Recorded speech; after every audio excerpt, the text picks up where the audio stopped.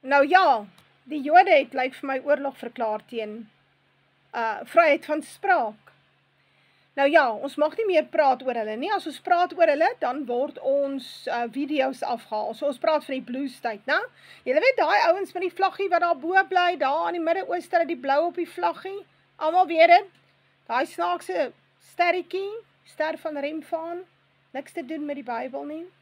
Nou ja, ek sien dat hier was een of ander sissie, anti, van hulle ambassade. Ek het 'n videoklip wat jy mooi moet luister na. So hulle wil jou kriminaliseer as jy praat teen hulle en veral teen hulle staat daarbo in die Midde-Ooste. Hulle wil dit absoluut kriminaliseer.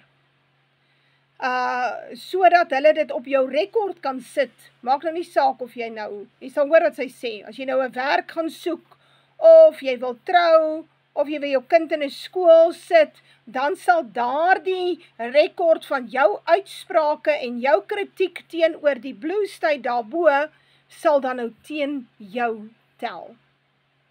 Nou dis mos 'n oorlog teen vryheid van spraak. En is interessant, dis die Amerikaners wat in die begin hierdie ding die ergste gaan voel, want hulle wil hom onder andere implementeer met Google, en jy kan nou maar seker wees met al die ander goed ook, YouTube, Google, ek sien Larry Ellison het nou vir TikTok klaar gekoop, so ons gaan dit hier ook sien, so die algoritme en die artificial intelligence gaan teen jou gebruik word, net soos hulle dit daarbo gebruik by die Blue State, teenoor daai ander mense wat daar woon, word jy dan gekriminaliseer op grond van wat jy pos op Twitter of X, op Instagram, op Facebook, op YouTube, op TikTok, name it. Want jy is dan 'n absolute vyand van hulle.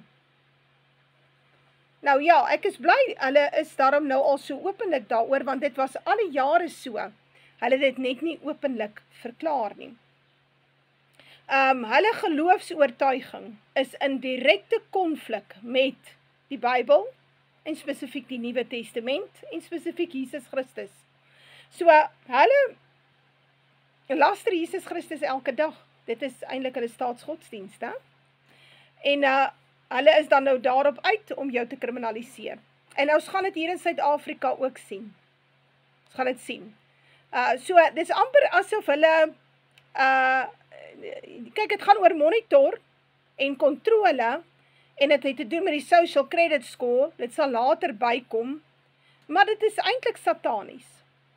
En dit laat 'n mens baie dink aan die middeleeue, toe mense uitgepraat het teen die Vatikaan, toe hulle gebrand op die brandstapels. Nou sien ons nie dieselfde ding nie. En dan kry jy nog van hierdie pastore en predikante, wat daai lot daarbo voorhou as die uitverkorenes, terwyl dit definitief nie so is nie. Maar nou ja, kyk 'n bietjie na hierdie video, en dit strook met wat ek al voorheen gesê het, jy sal vervolg word op grond van jou uitsprake teen hulle, en hulle gaan die net al hoe stywer trek, en ons is op pad na die Noahide laws toe, en jy sal Jesus Christus nie eers openlik kan aanbid nie. Never mind preek oor Jesus Christus of oor die Bybel. En nou moet mooi kyk waar dit vandaan kom, né? Kyk maar mooi wat sê die anti op hierdie video. We will shine a light on you that, thanks to Google and SEO, will follow you for the rest of your life. When you look for a job, when you look for a spouse, when you look for a nanny, when you look for anything, our work will always be documented, again, thanks to Google and SEO.